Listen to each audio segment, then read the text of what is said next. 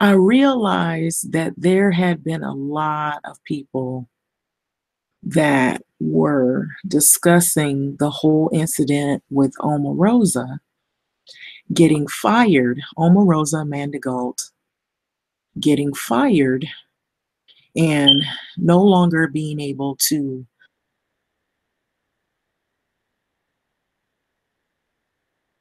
work. I'm going to go off on this here where I don't know a whole lot about all of the, you know, specific duties that this woman had. But from what I'm seeing online, there is a lot of people who are not feeling her. And it's not even just online, it's just, it's her and, Omarosa Manigault and Stacey Dash and a whole host of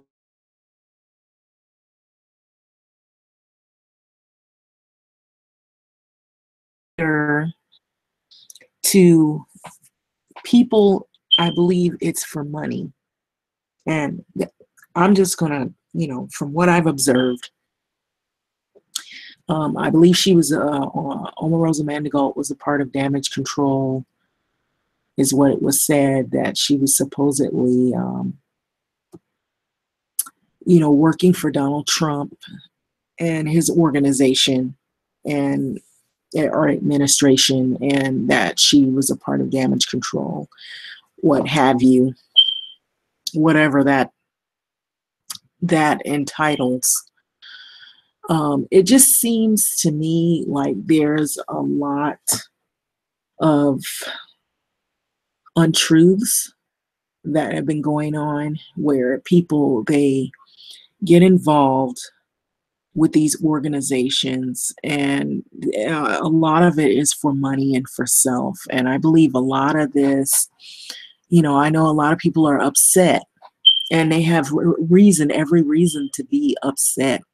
But mind you, just in looking at it from an outside perspective and saying, okay, this woman, she's an African American woman, and anybody that works in a high seat, such as the White House, in an administrative office position, and you happen to be of that cultural background, you are like a reflection of other African Americans or African descent peoples.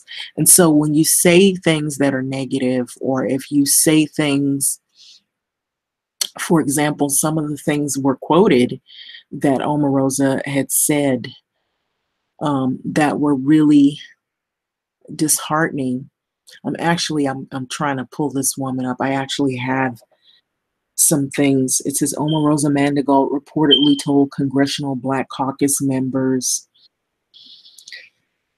It was written in an article about some of the things that she had said. They couldn't demand an effing, I'm reading this. So mind you, there were some things that were real controversial. Okay, so let me pan up. I'm looking actually at the article and some of the things that she was saying. Okay, I'm kind of panning up really too fast. So give me a moment here. I have a new system. So Omarosa Manigault reportedly told congressional Black Caucus members they couldn't demand an effing privacy in the West Wing after a meeting. And so there's a headline reading that, and I'm just going to say it's in Business Insider. So President Donald Trump, former advisor and close confidant Omarosa, so that's her title, part of her title, that just kind of spinning wheels here. Omarosa Manigault Newman sparked several workplace controversies before her dramatic departure from the White House this week. In one instance, Newman reportedly lashed out at prominent members of the Congressional Black Caucus following a March meeting when they requested privacy in the West Wing to discuss what they would tell reporters. You don't get to come into our house and demand to have an effing privacy, Newman reportedly said. The account was disputed by a source close to Louisiana Representative Cedric Richmond. So it's no secret that Omarosa Manigault Newman's departure from the White House was fraught with controversy. And that's what I've been seeing all over the internet. People, you know, commenting. A lot of Black community is commenting, and it's not good. So I also heard that she wanted to make a book about her experience in the White House, which I feel like it's a move so that she can make money because she no longer holds that seat in the White House. So it says Chief to the Staff John Kelly reportedly fired Newman earlier this week because she acted very vulgar and cursed a lot and said she helped elect President Trump. According to the Urban Radio Network's April D. Ryan, after being fired, Newman is said to have walked to the president's residence and escort her off the grounds. So this is what was put out also in Business Insider. And on Friday, ABC News reported that suggested that Newman's entire tenure at the White House was filled with similarly tense encounters. March, Newman met the prominent members of the Congressional Black Caucus after they had a highly publicized meeting with Trump. Newman had arranged the meeting in her role as a communications director for the Office of Public Liaison. So after the meeting, members of the caucus asked to be left alone in the lobby in the West Wing to discuss what they would tell reporters waiting outside, the ABC News said. So Newman reportedly told the lawmakers, "You don't get to come into our house and demand to have effing privacy." Okay, that was the statement that she quoted, that was quoted on here, on the article. It was her statement that she made. So a source told ABC News that the member of the White House staff tried to convince Newman to give the lawmakers privacy, but she would not walk away. That account was somewhat disputed by a source close to the Democratic Louisiana Representatives, Cedric Richmond, the chairman of the Congressional Black Caucus. The person told ABC News and Newman didn't overstep any boundaries and was defending a White House staffer. She was within her right to do that because CBC person was being a bit rude, they said. Before her departure, Newman had come under some media scrutiny because her position in the White House was vague and undefined. Okay, so that's the part that I wanted to get at. I was like, what did she do? What did she do?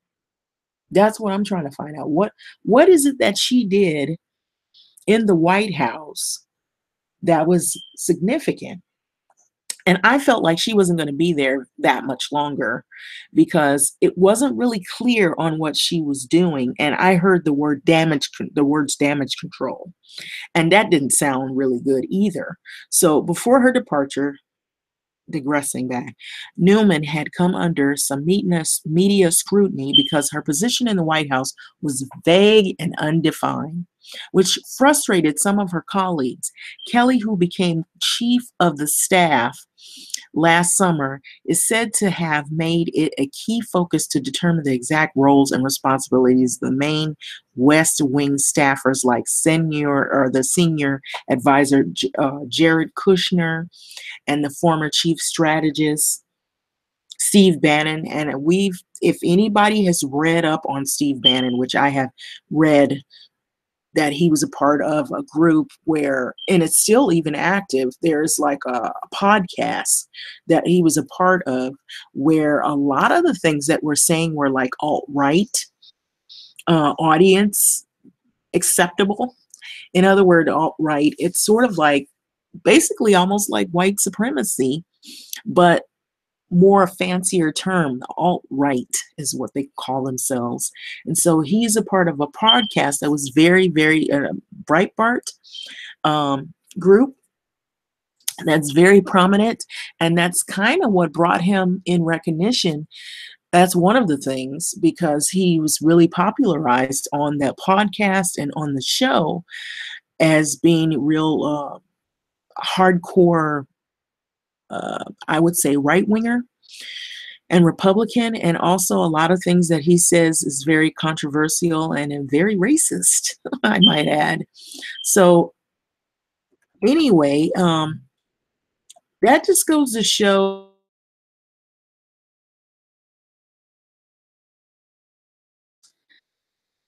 following her dismissal, Newman said that the White House lacks diversity, made her feel very lonely.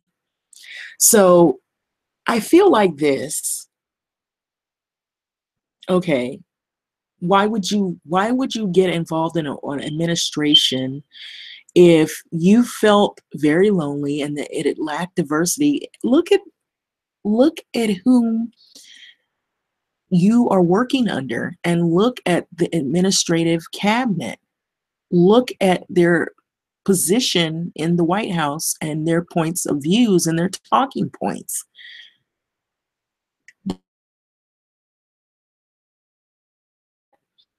This, yeah, you are going to be alone in this. And now that she's no longer in the position, and I guess whatever, she was just there to promote this guy into office, and this guy as in Donald Trump into office, so that ignorant black voters who are Trumpers, if they see that there's somebody black representing them, they figure, oh, okay, yeah, there are black Republicans, but now there are different types of people in certain types of political position, sometimes middle of the road, sometimes more far right, and then sometimes sort of in betweeners. But you have some Republicans who are not really on board with some of the talking points of some of these other far right extremists. So the thing that I'm saying is Omarosa got a hand that was dealt to her, and she dished it out, and she can't now take what is being dished back at her. And she should have known before she took that position that eventually it was going to be short-lived, and now she no longer is in that position, and the very community that she blasted and talked down on are the very people who now she wants to support her in her book ventures and her next move to probably try to regain her status, because she's not making that money anymore. And so I'm sure she'll probably end up on some kind of talking show or something like that, or maybe a news outlet. Maybe she'll be accepted and included in like some news media who has the washed up right wing people that were involved, part of the White House or part of podcast, people that are not really as notable, or maybe they're notable and they're just not, involved any like high, they're not in any high seats anymore, people who are like has-beens. We already heard about what happened with Bill O'Reilly, and I hadn't really read up on Hannity. It doesn't sound like his thing is even active anymore. But of course, now that we've got this thing called net neutrality, that's a whole nother subject altogether, of course. That may have something to do in the future with what people are able to see and not see as well, based on who can afford certain fast stream slow and who's got slow streams and whatever on these websites. So, it just seems like some people have said too with that, I've heard some people talking about that whole issue, saying that it would take away those individuals, but I don't believe so. I believe it would heighten it. And so more of the craziness from mainstream media. So back digressing again on the Omarosa thing. I know it's just I'm kind of at random too, but focusing on her, it's like I don't think she's going to get the support of the Black community. It's not going to be the support in the way that she would think it would be. Um, I know there's some people that might be drawing at straws to try to clear her name, but you know, MZ, it's all over the net. It's all over news outlets. There are even like anchor women that have hurled some not so nice commentary about Omarosa Manigault. So I don't think she's going to get the support of people, not with the intention of anything positive. So with that being said, um, now I'm gonna flip over to this thing called, because I briefly touched on it.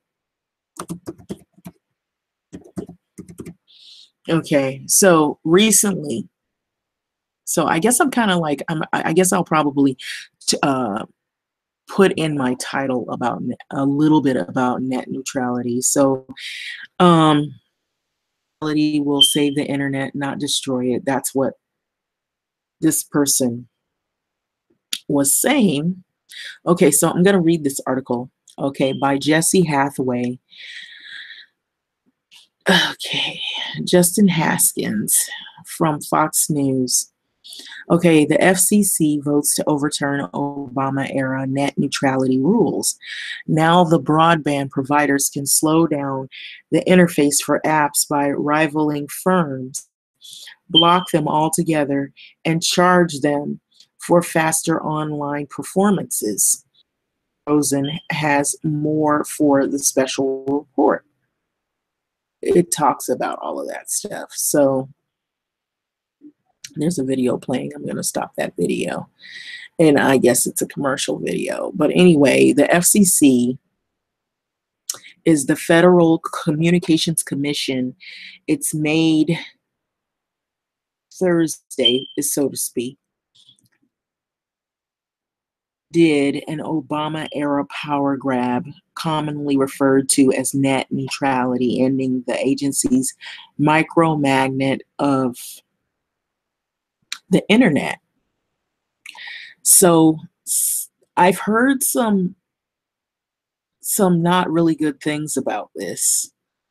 And I'm not going to go into the details. I'm sure some people already are full aware of what's going on, but I will, well, I'll go in a little bit, but not a full detail. In a 3-2 vote, the FCC approved restoring internet freedom order. The order reverses a decision made by the Obama administration. Let's stop right there. Everything that the Obama era has created they've been working hard. They, as the people in the White House, the people who are running the White House, have been working hard to eliminate a lot of the things that he's created. Is another thing that he created, or at least that they're trying a law that they're trying to eliminate and or overturn, which right here it's saying the order reverses his decision that was made by Obama. So it regulates internet service providers, is what it does, under the Telecommunications Act of 1934. It's a law intended to establish rules for phone and local electric companies, enacted decades before the development of the internet. So although the internet operated effectively and efficiently without net neutrality, Obama's FCC in 2015 suddenly, inexplicably determined a radical transformation that was required to save it. Okay, so I'm going to use another thing here. Okay. So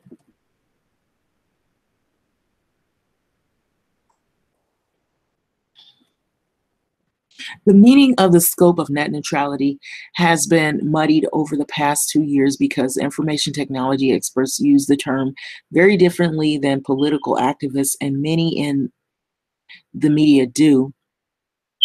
When information technology experts speak of net neutrality, they usually mean consumers should be able to access the legal content they want.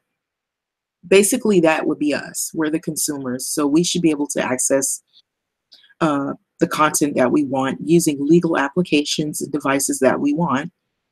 For example, Verizon network should not block data going to and from the AT&T customers' computers and blah, blah, blah, blah, blah. However, under the Obama administration, liberal activists took a concept everyone agreed on and warped its definition to satisfy their goal to expand government's power over the internet. Obama's net neutrality rule, especially, it says, officially called the Open Internet Order, prohibited a practice called paid prioritization. This is a kind of contractual agreement between the content provider like Netflix and a network owner like Verizon. Such agreements allow data to travel on less congested networks are clogged up. There are very good reasons why paid prioritization should be allowed. So when it comes to getting data to the computer or the TV or different kinds of data have different requirements, the bits comprising an email don't need to arrive at your computer all at the same order that they were sent. But the bits in streaming video and audio do. So it goes in to more and more of this. So if you want this article, I will give you, I'll just, if I'm able to type the article in there. So it goes into a lot more detail over this. It's from foxnews.com, and it says ending net neutrality will save the internet, not destroy it. This person is in the position, the talking point, saying ending the net neutrality will save the internet. Now there's rebuttal articles saying this was a not good decision at all. So it says ending net neutrality will save the internet, not destroy it, by Jesse Hathaway. So I guess I will leave that article in there. And the other article I was reading was in Business Insider. It was called about Omarosa Manigault. I said Vandigault. Omarosa Manigault reportedly told congressional Black Caucus members they couldn't demand effing privacy in the West Wing after a meeting. That was in the Business Insider, and it was by Sonam Chef. Okay. Yeah, the Business Insider. So there's like articles all over the place. I'm sure you can pull up some articles, but this is the thing with these articles. These articles, there are going to be articles, like if I get an article from Fox News, for example, that was a good example. Ending net neutrality will save the internet. Now, from what I've heard in other articles, it was the opposite. It was going to destroy the internet. So I could pull up other articles that aren't from Fox saying how it will destroy the internet. I could pull up also media, YouTube, or any of these sites that has the videos where it goes into a commentary about net neutrality, where it talks about how it will destroy the internet. And so it gives their talking points. So these are the things that I don't think people really consider. I feel like you got to listen to both sides of the story and get facts and pull them together and then see where you fit as a consumer. If you're, now if I was like probably the owner of AT&T or the owner of Verizon, Netflix, I might feel like, wow, I'm a big company. I own a lot of, I own a lot of, you know, stocks, and I own a lot you know, of everything in this. I own a lot of say as to what's going to happen to my company. How is it going to thrive? I can lose customers by saying, oh, I'm going to charge more prices now because of this ending net neutrality, or I'm going to I could gain more customers. And, I could say, oh, I'm going to gain more customers because I'm going to tell everybody, oh, I'm just going to leave everything the way it is. I'm not going to change things. But I would not, how would I say this? How would you say this? Everything changes at some point based on competition. And when you have these big companies that go against one another, if one company is trying to get more customers to gain more business and more money, they're not going to say, oh, I'm going to keep this little group of customers, make them happy, and I'm not going to change. Or if they feel like, oh, I'm going to have more customers because I didn't change, either way, it's going to be for money. The whole thing, the whole ideology is for money. So I feel like that's what it's going to be. I feel like this is the direction that we're going in. So if I put these two things together, okay, what does Omarosa have to do with net neutrality? Okay, she's in the White House. She's African-American woman. She started with Apprentice with Donald Trump, sort of a longtime confidant. Everything's for money. Reality talk show, TV, getting recognition, notoriety. I feel like she did all of this for money. And I feel like that's what this whole thing is pointing to, that the whole direction of this country, America, it's about the money. And people will do and say whatever they need to do. And this net neutrality thing, money. That's what it all boils down to. To me, I feel like all of this is going to eventually have something to do with money. It's not, people are not trying to gain anything from this. Yeah, they're trying to gain. It's like, okay, she's fired. Omarosa's fired from the White House. She said some controversial things towards African Americans. Whoop-de-doo, Oh, so now she's got the spotlight on her. Okay, maybe she's not liked in the African American community, but even with that, she is gonna get book sales. She's got an audience who are gonna support her book, even though she may not be liked. It's a move for money. That's basically what it is. Who hasn't done this? Who hasn't seen this happen before? And so I'm just waiting for Bill O'Reilly to come out with something, because I'm sure there were a lot of people that followed him for years. And even though he has all this sexual assault, all these other things we hear, these people, there are going to be people that are going to follow these people no matter what.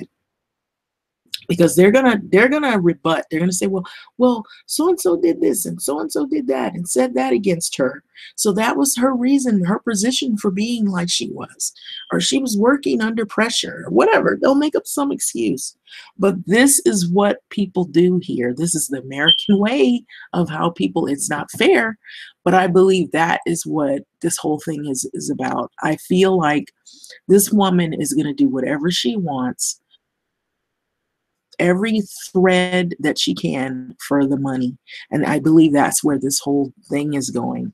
Between the both of these whole issues, that's where this is going. And it's just, for me, the book thing, I feel like it's a last resort. We have, like, even in the Black community, we have people who are not, have not sit in as high a seat as she has, or they've been close to people that are sitting sitting in high seats, and they've got talk shows, um, they've got podcasts. They say things like, "Oh, the Black community is poor." We've got, some notable people that they might have worked for people in the White House, or they might have worked on Capitol Hill. Some of them will put that under there, say that they worked, alongside Donald Trump. You don't think that they won't use that to get money? Because people are going to want to hear, okay, well, maybe maybe there's some truth to this. Maybe she did see something. We want to know. So I feel like all of this is going to be for the money. That's basically what it is. And so she's going to say whatever she's going to say. She's going to have a book. And guess where it's going to sell? It's going to sell. It's going to sell in the Black community. People are going to want to read it. It's just like reading about Hitler. Believe it or not, there are people that are on the internet talking about how great Hitler was and how great of a mind he had. And, and they may be talking from the standpoint of view of, even though what we've been told, what people have been told, is that he murdered a lot of Jews, and that he was about the Aryan nation, and that he was, very hateful man, and he didn't like certain groups of people and whatnot. But these people are from those what you would say protected groups, claim he's not a bad man. He was a great man. And so there's all kind of stuff going on. But people do these things, I believe, because they want to get notoriety. They want to get people to listen to that kind of stuff. And it's like, okay, how is it that this person that murdered all these people, had all these people executed, such a great person? They may be going on the fact that he had the gift of gab, that he was able to orchestrate all those people to follow him, that he was able to organize, that he was almost able to at what he was doing until he basically killed himself. What I read is that he and his wife, they had poisoned themselves because they didn't want to be caught. So there's more into it, but the book Mein Kampf, and people will read that because people want to know what is in the minds of these individuals, like Omarosa Manigault. Okay, she didn't kill a bunch of people, but she did put down the Black community, and she was sitting in a really important seat. She had a position of power where she could have made some changes, but under the regime that she's working under, were not positive changes. And so that is the thing that people are focused on. And people are not wholeheartedly, open-handedly welcoming her back into a community. They look at her as an outsider or a traitor.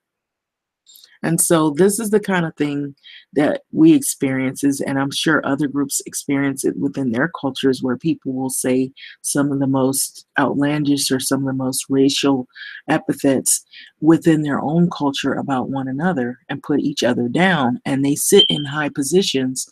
But mind you, you have to know that these people do this for the money, basically. I think that's what it boils down to. And I know I may not have a lot of people that agree with that. They may think there are other things that push them or drive them, and there may be.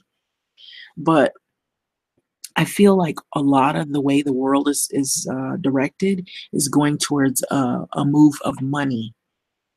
And it's about people who have things and who don't have things. It's the same with the net neutrality, where people are where they fear that big companies are going to battle with each other, and for marketing and for consumers, and then certain things people will have access to or won't have access to based on what you can afford. And so this is the direction that we're going. So anyway, with that being said, I just thought those were some I'm just randomly throwing out those ideas. I'm not saying that, oh, that it's 100% right. There could be more added to it, so leave your comments and what, within an- a decent reason and of sharing what you feel about Omarosa getting fired from the White House, net neutrality, how the way this world is operating, how it seems like it's about the money. Like people will do anything. They'll turn against one another, turn against people from their own backgrounds just to build this notoriety for themselves, and how short lived their careers are. You notice that? Stacey Dash, if you look at what happened to her, she did all that talking, it was real negative, and she's gone. It's only a matter of time. And I feel like other people, like we've got Ben Carson, he's in a position where he's supposed to be dealing with issues surrounding housing. Now, I don't know how long he will stay in his seat, but I wouldn't be surprised if something happens to replace him as well. It's like you pretty much just got to sit back and wait and see what happens, what the outcome of this is going to be. It seems like people will do whatever they have to do, sell their soul if they have to, you know, talk bad about their own family members. Some people are their own kind, will do it just for the money. And it's a real cutthroat society, a world where people are just self-absorbed. And I've said this again and again, time again in other videos, that people are very self-absorbed. And so that it's just another um, example of how shallow and how unwelcoming we are with one another. And so, you hear a lot of these Black commentators and a lot of these videos saying Black people need to unify and Black love this and Black this and Black that. But when you've got people in your own camp that you can't trust, and they're not just one or two of them either, many people have different agendas, and not all of them are for the greater good of people. It isn't about just skin color. Some people are very cutthroat. It's to them, it is about the green. That is the only color that is important to some people. And unfortunately, with that being the case, that is the reason why we won't really get ahead, I believe, is because of money. And people are like that. And I don't think it will change. And I feel like that's what this country was built on, is about who's going to get the money and who's going to gain profit. And whatever they need to do to get ahead of someone else is what they do. And it's about the capitalism. And it can work in a good way, or it can work in a bad way and exploit people and put people in a bad position, like such as this incident. But anyway, with that being said, leave your comments and shares and likes or views at the bottom. And I will add the article titles in the description box. Thanks. Bye. Thanks for listening. And I appreciate those that listen.